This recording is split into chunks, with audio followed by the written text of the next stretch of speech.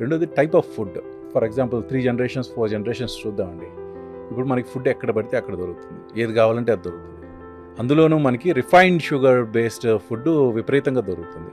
మీరు ఏ packet food అనేది ఇవ్వండి, బిస్కెట్స్, చాక్లెట్స్, సూపర్ మార్కెట్కి సగం ర్యాక్స్ ఇవే ఉంటాయి. సో మీకు అంతా ప్యాక్డ్ క్యాలరీస్ ఉన్న రిఫైన్డ్ షుగర్స్, రిఫైన్డ్ ఫ్లోర్ ఉన్న అంటే పిండ్లు, మైదా పిండితో బేస్ అయిన ఏ ఫుడ్ దొరుకుతుంది మీకు. హాఫ్ ఆఫ్ ద థింగ్ అయ్యే ఉంటాయి మనకి. ఇదే కాకుండా మీరు బయట తినటం బాగా ఒకటి అలవాటు అయిపోయింది.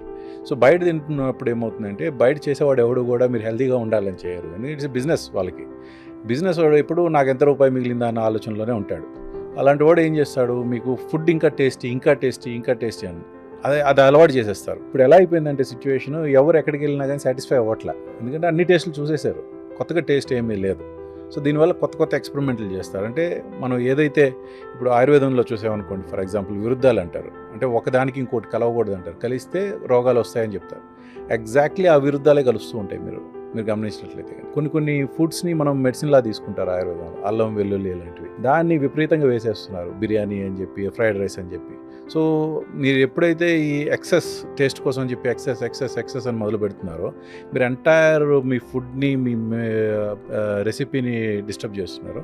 ఆబ్వియస్లీ మీకు రోగాలు అనేవి వస్తాయి. ఇంకొక విచిత్రం ఏంటంటే, ఫ్రూట్స్ని బార్బిక్యూ చేస్తున్నారు, కాలుస్తున్నారు, సలాడ్స్ని పచ్చిగా ఇస్తున్నారు. ఇప్పుడు బేసిక్ థింగ్ ఏంటి, వెజిటబుల్స్ అనేవి ఉడకబెట్టుకొని తినాలి, ఫ్రూట్స్ అనేవి అలాగే తినాలి. అండ్ ఈ రెండింటిని కలపకూడదు, ఎందుకంటే రెండింటికి 2 రకాల డైజెస్టివ్ ప్యాటర్న్స్ ఉంటాయి. ఫ్రూట్స్ కన్నా వెజిటబుల్స్ హార్ష్ కాబట్టి డైజెస్ట్ అవ్వడానికి దానికి కావాల్సిన సెక్రీషన్స్ ఎక్కువ జరుగుతాయి.